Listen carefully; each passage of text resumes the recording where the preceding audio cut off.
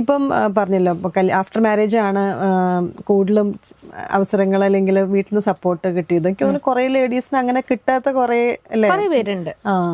അവരുടെ അടുത്തൊക്കെ പറയാൻ എന്താണ് ഒരു ജസ്റ്റ് ഒരു അഡ്വൈസ് പോലെ?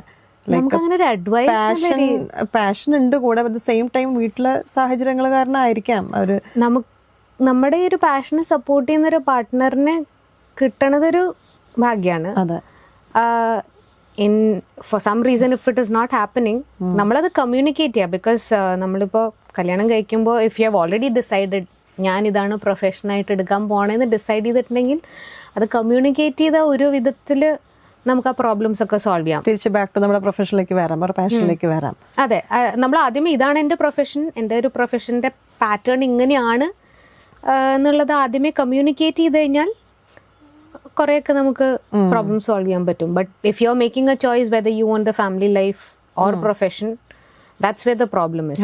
എന്താ വെച്ചാൽ നമ്മൾ ഇപ്പോൾ if you have decided family life മതി, they are not interested in your profession, അങ്ങനെയാണെങ്കിൽ അതിൽ നമ്മൾ ഒതുങ്ങിക്കൂടാൻ നോക്കുക. പക്ഷെ അറ്റ് സം പോയിന്റ് നമുക്ക് ഒരു റിഗ്രറ്റ് വന്നു തുടങ്ങും, അയ്യോ ഞാൻ പാട്ട് അങ്ങോട്ട് എടുത്തില്ലല്ലോ എന്നുള്ളത്.